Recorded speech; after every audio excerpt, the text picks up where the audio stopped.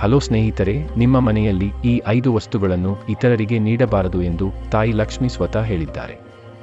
ನೀವು ಈ 5 ವಸ್ತುಗಳನ್ನು ತಪ್ಪಾಗಿ ಯಾರಿಗಾದರೂ ನೀಡಿದರೆ ತಾಯಿ ಲಕ್ಷ್ಮಿ ನಿಮ್ಮ ಮನೆಯನ್ನು ತೊರೆಯುತ್ತಾಳೆ ಮತ್ತು ನಿಮ್ಮ ಕುಟುಂಬವು ನಾಶವಾಗುತ್ತದೆ. ನಾವೀಗ ವಿಡಿಯೋವನ್ನು ಪ್ರಾರಂಭಿಸೋಣ. ಮತ್ತು ಗಾಯತ್ರಿಯ ಗಂಡನ ಹೆಸರು ವೀರೇಂದ್ರ.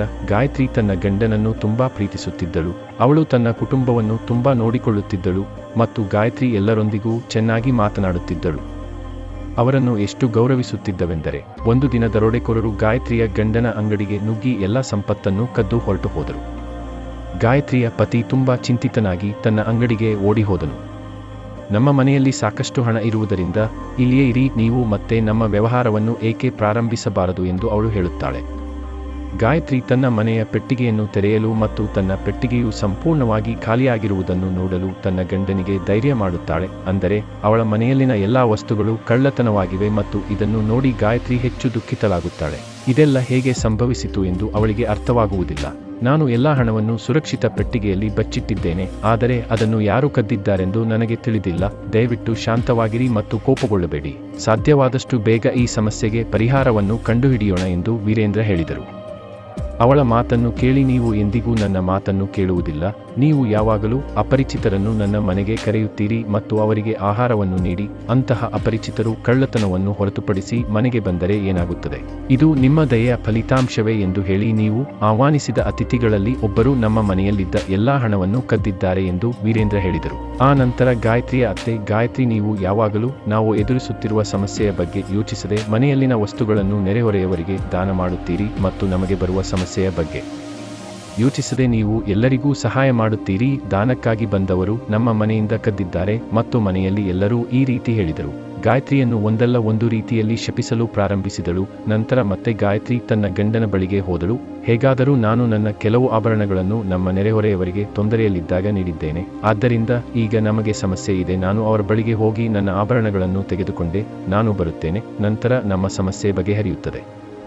ನಂತರ ಅವಳು ತನ್ನ ನೆರೆಹೊರೆಯ ಮನೆಗೆ ಹೋಗಿ ಅಲ್ಲಿ ಯಾರೂ ಇಲ್ಲದಿರುವುದನ್ನು ನೋಡುತ್ತಾಳೆ. ಅಂದರೆ ಅವಳು ಸಹಾಯ ಮಾಡಿದ ಜನರು ಆ ಮನೆಯನ್ನು ತೊರೆದಿದ್ದಾರೆ. ಅವರು ಗಾಯತ್ರಿಗೆ ನೀಡಬೇಕಿದ್ದ ಆಭರಣಗಳೊಂದಿಗೆ ಹೊರಟು ಹೋದರು. ಆದ್ದರಿಂದ ಅವಳು ತುಂಬಾ ದುಃಖ ಮತ್ತು ನಿರಾಶೆಯಿಂದ ಮನೆಗೆ ಹಿಂತಿರುಗುತ್ತಾಳೆ. ನಂತರ ಅವಳು ನಡೆದ ಎಲ್ಲವನ್ನೂ ತನ್ನ ಗಂಡನಿಗೆ ಹೇಳುತ್ತಾಳೆ. ಗಾಯತ್ರಿಯ ಪತಿ ಮತ್ತೆ ಅವಳ ಮೇಲೆ ತುಂಬಾ ಕೋಪಗೊಂಡಿದ್ದಾನೆ. ಇದಲ್ಲದೆ ನಿಮ್ಮ ದಯೆ ಮತ್ತು ನಿಮ್ಮ ಮೂರ್ಖತನದಿಂದಾಗಿ ನಮ್ಮ ಮನೆಯಲ್ಲಿನ ಎಲ್ಲಾ ಹಣವೂ ಕಳೆದು ಹೋಗಿದೆ. ದಾನ ಮಾಡುವ ನಿಮ್ಮ ಅಭ್ಯಾಸದಿಂದಾಗಿಯೇ ಇಂದು ನಮಗೆ ಈ ಸಮಸ್ಯೆ ಇದೆ. ಈ ಮನೆಯಲ್ಲಿ ವಾಸಿಸುವ ನಿಮ್ಮ ಹಕ್ಕನ್ನು ನೀವು ಕಳೆದುಕೊಂಡಿದ್ದೀರಿ. ಈಗಲೇ ಈ ಮನೆಯನ್ನು ತೊರೆಯಿರಿ ಎಂದು ಅವರು ಹೇಳುತ್ತಾರೆ. ಗಾಯತ್ರಿ ಗಂಡನ ಮಾತುಗಳನ್ನು ಕೇಳುತ್ತಾಳೆ. ಈ ಜಗತ್ತಿನಲ್ಲಿ ನಿನ್ನನ್ನು ಬಿಟ್ಟು ನನಗೆ ಬೇರೆ ಯಾರೂ ಇಲ್ಲ. ನಾನು ಎಲ್ಲಿಗೆ ಹೋಗಬೇಕು? ಆಗ ವೀರೇಂದ್ರ ದುಃಖದಿಂದ ಹೇಳುತ್ತಾನೆ, ನೀವು ಎಲ್ಲಿಗಾದರೂ ಹೋಗಬಹುದು, ಆದರೆ ನೀವು ಇನ್ನು ಮುಂದೆ ಈ ಮನೆಯಲ್ಲಿ ಇರಲು ಸಾಧ್ಯವಿಲ್ಲ. ನಿಮ್ಮಿಂದಾಗಿ ನನ್ನ ಇಡೀ ಕುಟುಂಬವು ನಾಶವಾಗಿದೆ. ನೀವು ಇಲ್ಲಿಯೇ ಇದ್ದರೆ ಮನೆಯಲ್ಲಿ ಉಳಿದೆಲ್ಲವೂ ನಾಶವಾಗುತ್ತದೆ. ನಾನು ಹೇಗೆ ಬದುಕಬಲ್ಲೆ? ದಯವಿಟ್ಟು ನನ್ನನ್ನು ಮನೆಯಿಂದ ಹೊರಹಾಕಬೇಡಿ ಎಂದು ಅವಳು ಬೇಡಿಕೊಳ್ಳುತ್ತಾಳೆ. ಆದರೆ ವೀರೇಂದ್ರ ಅವಳ ಮಾತನ್ನು ಕೇಳುವುದಿಲ್ಲ. ಅವನು ಅವಳನ್ನು ನಿರ್ದಯವಾಗಿ ಮನೆಯಿಂದ ಹೊರಹಾಕುತ್ತಾನೆ ಮತ್ತು ಈ ರೀತಿ ಹೇಳುತ್ತಾನೆ, ನೀವು ದಯವಿಟ್ಟು ಮನೆಯನ್ನು ಬಿಟ್ಟು ಇಲ್ಲಿಗೆ ಹಿಂತಿರುಗಬೇಡಿ. ನೀವು ಯಾವುದೇ ನದಿಯಲ್ಲಿ ಸಾಯಬೇಕಾದರೆ ಆದರೆ ಮತ್ತೆ ಬರಬೇಡಿ. ನನ್ನೊಂದಿಗೆ ವಾಸಿಸುವ ನಿಮ್ಮ ಹಕ್ಕನ್ನು ನೀವು ಕಳೆದುಕೊಂಡಿದ್ದೀರಿ ಎಂದು ಅವರು ಹೇಳುತ್ತಾರೆ. ಮತ್ತು ಗಾಯತ್ರಿ ಕಣ್ಣೀರು ಸುರಿಸುತ್ತಾ ಗಂಡನ ಮನೆಯಿಂದ ಹೊರಡುತ್ತಾಳೆ. ಕಣ್ಣುಗಳು, ನಿಮ್ಮ ಸಮಸ್ಯೆಗಳನ್ನು ಪರಿಹರಿಸಿಕೊಳ್ಳಿ. ನಂತರ ಅವಳು ಲಕ್ಷ್ಮೀ ದೇವಿ ದೇವಸ್ಥಾನಕ್ಕೆ ಹೋಗಿ ಆ ದೇವಿಯ ಪ್ರತಿಮೆಯ ಮುಂದೆ ಕುಳಿತಳು. ಅಮ್ಮ ಲಕ್ಷ್ಮೀ ಮಾತಾ, ನಾನು ಈ ಸ್ಥಿತಿಯಲ್ಲಿ ಇದ್ದೇನೆ. ನಾನು ನಿಜವಾಗಿಯೂ ಯಾವ ಪಾಪವನ್ನು ಮಾಡಿದ್ದೇನೆ? ನಾನು ಯಾವಾಗಲೂ ನಿನ್ನನ್ನು ಪೂಜಿಸುತ್ತಿದ್ದೆ ಮತ್ತು ನೀವು ನನ್ನ ಮನೆಯನ್ನು ಏಕೆ ತೊರೆದಿದ್ದೀರಿ? ದಯವಿಟ್ಟು ಹೇಳಿ ಲಕ್ಷ್ಮೀ ಮಾತಾ, ನಾನು ಯಾವ ಪಾಪ ಮಾಡಿದ್ದೇನೆ? ಯಾವ ಅಪರಾಧ ನೀವು ಕೋಪಗೊಂಡಿದ್ದೀರಿ? ದಯವಿಟ್ಟು ಹೇಳಿ. ಗಾಯತ್ರಿ ಆ ದಿನ ಲಕ್ಷ್ಮೀ ದೇವಸ್ಥಾನದಲ್ಲಿ ಕುಳಿತು ಅಳುತ್ತಿದ್ದಳು ಮತ್ತು ಅಳುತ್ತಿದ್ದಳು. ನನ್ನ ಗಂಡನ ಸ್ಥಿತಿಗೆ ನಾನೇ ಕಾರಣ ಎಂದು ಯೋಚಿಸುತ್ತಿದ್ದಳು ಮತ್ತು ಅಳುತ್ತಿದ್ದಳು. ಈ ರೀತಿ ಯೋಚಿಸುತ್ತಾ ನನಗೆ ನಿಜವಾಗಿಯೂ ಬದುಕುವ ಹಕ್ಕಿಲ್ಲ. ಗಾಯತ್ರಿ ತನ್ನ ಜೀವವನ್ನು ತ್ಯಾಗ ಮಾಡಲು ಹತ್ತಿರದ ನದಿಯ ಕಡೆಗೆ ಹೋದಳು. ತಾಯಿ ಲಕ್ಷ್ಮಿ, ಈಗ ನಾನು ನಿಜವಾಗಿಯೂ ನನ್ನ ಪ್ರಾಣವನ್ನು ತೆಗೆದುಕೊಳ್ಳಲಿದ್ದೇನೆ. ಅಮ್ಮ ಲಕ್ಷ್ಮೀ ದೇವಿ, ನನ್ನ ಭಕ್ತಿಯಲ್ಲಿ ಏನಾದರೂ ದೋಷಗಳಿದ್ದರೆ ದಯವಿಟ್ಟು ನನ್ನನ್ನು ಕ್ಷಮಿಸಿ. ನನ್ನ ಪತಿಯಿಲ್ಲದೆ ನಾನು ಬದುಕಲು ಸಾಧ್ಯವಿಲ್ಲ. ಅದಕ್ಕಾಗಿಯೇ ನಾನು ಈ ನದಿಗೆ ಹಾರಿ ನನ್ನ ಜೀವವನ್ನು ಉಳಿಸಲು ಬಯಸುತ್ತೇನೆ. ಗಾಯತ್ರಿ ನದಿಗೆ ಹಾರಲು ಹೊರಟಾಗ ಮಾತಾ ಲಕ್ಷ್ಮಿ ಅವಳ ಮುಂದೆ ಕಾಣಿಸಿಕೊಂಡಳು. ನಂತರ ಲಕ್ಷ್ಮಿ ಗಾಯತ್ರಿಯನ್ನು ಕೇಳಿದಳು, ನನ್ನ ಪ್ರೀತಿಯ ಭಕ್ತ ಗಾಯತ್ರಿ, ನೀವು ಏನು ಮಾಡುತ್ತಿದ್ದೀರಿ ಎಂದು ಯೋಚಿಸಿದ್ದೀರಾ? ಗಾಯತ್ರಿ ಕಣ್ಣು ತೆರೆದ ಕೂಡಲೇ ಲಕ್ಷ್ಮೀ ದೇವಿಯು ಅವಳ ಮುಂದೆ ಇದ್ದಳು. ಗಾಯತ್ರಿ ಅವಳನ್ನು ನೋಡಿ ತುಂಬಾ ಸಂತೋಷಪಟ್ಟಳು. ನಿಮ್ಮೊಳಗಿನ ದೇವರು ನೀಡಿದ ದೇಹವನ್ನು ನೀವು ನಾಶಪಡಿಸದಿರುವುದು ದೊಡ್ಡ ಪಾಪ. ಹಾಗಾದರೆ ಲಕ್ಷ್ಮೀದೇವಿ, ಪ್ರಿಯ ಗಾಯತ್ರಿ, ನಿಮ್ಮ ಪತಿ ನಿಮ್ಮನ್ನು ಏಕೆ ತೊರೆದರು ಎಂದು ನನಗೆ ಎಲ್ಲವೂ ತಿಳಿದಿದೆ. ಆದರೆ ಇದೆಲ್ಲವೂ ನಿಜವಾಗಿಯೂ ನಿಮ್ಮ ತಪ್ಪಿನಿಂದಾಗಿ ಸಂಭವಿಸಿದೆ. ನೀವು ತಿಳಿಯದೆ ನಿಮ್ಮ ಮನೆಯಿಂದ ಕೆಲವು ವಸ್ತುಗಳನ್ನು ಇತರರಿಗೆ ದಾನ ಮಾಡಿದ್ದೀರಿ.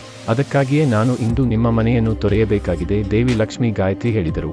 ಯಾವುದೇ ಮಹಿಳೆ ತನ್ನ ಮನೆಯಿಂದ ಕೆಲವು ವಸ್ತುಗಳನ್ನು ಇತರರಿಗೆ ನೀಡಿದರೆ ನಾನು ಅಂತಹ ಮಹಿಳೆಯ ಮನೆಯಲ್ಲಿ ಇರಲು ಸಾಧ್ಯವಿಲ್ಲ ಎಂದು ಲಕ್ಷ್ಮೀದೇವಿ ತಾಯಿ ಗಾಯತ್ರಿ ಹೇಳಿದರು. ದಯವಿಟ್ಟು ನನ್ನನ್ನು ಕ್ಷಮಿಸಿ. ಆ ವಸ್ತುಗಳು ಯಾವುವು ಎಂದು ನನಗೆ ತಿಳಿದಿಲ್ಲ. ನೀವು ದಾನ ಮಾಡಲು ನನ್ನ ಮನೆಯನ್ನು ತೊರೆದಿದ್ದೀರಿ ಎಂದು ನನಗೆ ತಿಳಿದಿಲ್ಲ.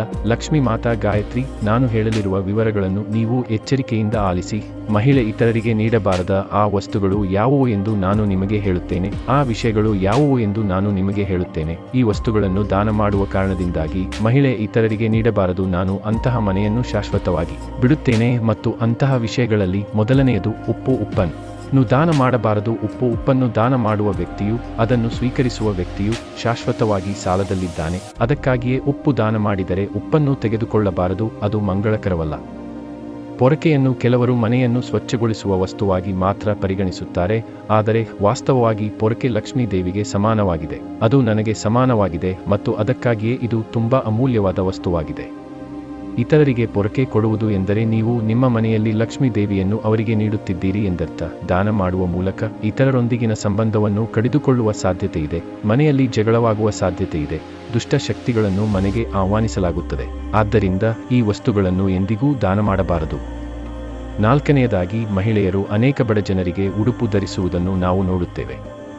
5ನೇ ಐಟಂ ಎಳ್ಳೆಣ್ಣೆ. ತಪ್ಪಾಗಿ ದಾನ ಮಾಡಬೇಡಿ. ಇವುಗಳನ್ನು ದಾನ ಮಾಡುವುದರಿಂದ ಶನಿದೇವರಿಗೆ ಕೋಪ ಬರುತ್ತದೆ. ಅಷ್ಟೇ ಅಲ್ಲ, ಉಳಿದ ಎಣ್ಣೆ, ಹಾಳಾದ ಎಣ್ಣೆಯನ್ನು ದಾನ ಮಾಡಬಾರದು. ಮತ್ತು ಕೊನೆಯ ಐಟಂ, ಆಹಾರವನ್ನು ದಾನ ಮಾಡುವುದರಿಂದ ಸಾಕಷ್ಟು ಅರ್ಹತೆ ಸಿಗುತ್ತದೆ. ಆದರೆ ಹಾಳಾದ ಆಹಾರವನ್ನು ಇತರರೊಂದಿಗೆ ಹಂಚಿಕೊಳ್ಳಬಾರದು. ಹಾಳಾದ ಆಹಾರವನ್ನು ದಾನ ಮಾಡುವುದರಿಂದ ದುರಾದೃಷ್ಟ ಬರುತ್ತದೆ. ಇದು ಕುಟುಂಬ ಸದಸ್ಯರ ನಡುವಿನ ಸಂಬಂಧವನ್ನು ಹಾಳು ಮಾಡುತ್ತದೆ ಎಂದು ತಾಯಿ ಲಕ್ಷ್ಮಿ ಹೇಳಿದರು. ಓ ಗಾಯತ್ರಿ, ಈಗ ನೀವು ಇತರರಿಗೆ ಯಾವ ವಸ್ತುಗಳನ್ನು ನೀಡಬಾರದು ಎಂದು ನಿಮಗೆ ಹೇಳಿದ್ದೀರಿ. ಅಂತಹ ವಸ್ತುಗಳನ್ನು ಎಂದಿಗೂ ದಾನ ಮಾಡಬಾರದು. ಈ ವಸ್ತುಗಳನ್ನು ಇತರರಿಗೆ ಸಾಲವಾಗಿ ಅಥವಾ ಬಳಕೆಗಾಗಿ ನೀಡಬಾರದು. ಆಗ ಗಾಯತ್ರಿ ಅಮ್ಮ ಲಕ್ಷ್ಮಿ ಆ ಮಾತುಗಳನ್ನು ಕೇಳಿದರು. ನಾನು ನಿಜವಾಗಿಯೂ ದೊಡ್ಡ ತಪ್ಪು ಮಾಡಿದ್ದೇನೆ. ಈ ವಿಷಯಗಳು ಯಾವುವು ಎಂದು ನನಗೆ ತಿಳಿದಿರಲಿಲ್ಲ. ದಯವಿಟ್ಟು ನನ್ನನ್ನು ಕ್ಷಮಿಸಿ ತಾಯಿ, ಮತ್ತು ನಾನು ಮಾಡಿದ ಈ ತಪ್ಪುಗಳಿಗೆ ಹೇಗೆ ಪ್ರಾಯಶ್ಚಿತ್ತ ಮಾಡಬೇಕೆಂದು ಹೇಳಿ. ಆಗ ಲಕ್ಷ್ಮೀ ಮಾತೆ ಹೇಳಿದಳು, ನನ್ನ ಪ್ರಿಯ ಭಕ್ತರೇ, ಗಾಯತ್ರಿ, ನೀವು ಮಾಡಬೇಕಾದ ಪ್ರಾಯಶ್ಚಿತ್ತವನ್ನು ನೀವು ಈಗಾಗಲೇ ಮಾಡಿದ್ದೀರಿ.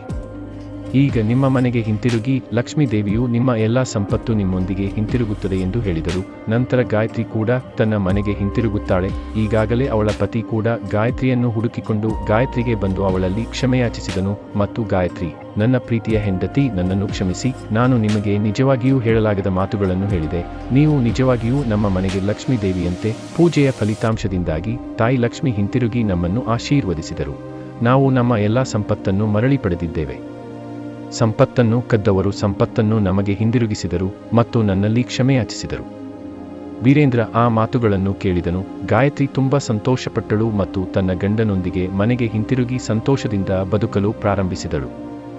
ಅಂದಿನಿಂದ ಗಾಯತ್ರಿ ಈ ವಸ್ತುಗಳನ್ನು ದಾನವಾಗಿ ಬಳಸಲು ಯಾರಿಗೂ ನೀಡಿಲ್ಲ. ಸ್ನೇಹಿತರೆ, ನಾವು ದಾನ ಮಾಡಬಾರದ ವಸ್ತುಗಳು ಯಾವುವು? ಆ ವಸ್ತುಗಳನ್ನು ದಾನ ಮಾಡಿದರೆ ಏನಾಗುತ್ತದೆ? ಈ ವಸ್ತುಗಳನ್ನು ದಾನ ಮಾಡಬೇಡಿ. ಚಾನಲ್ ಚಂದಾದಾರರಾಗಿ ಮತ್ತು ಕೆಳಗಿನ ಬಟನ್ ಅನ್ನು ಸಕ್ರಿಯಗೊಳಿಸಿ. ಈ ವಿಡಿಯೋವನ್ನು ವೀಕ್ಷಿಸಿದ್ದಕ್ಕಾಗಿ ಧನ್ಯವಾದಗಳು.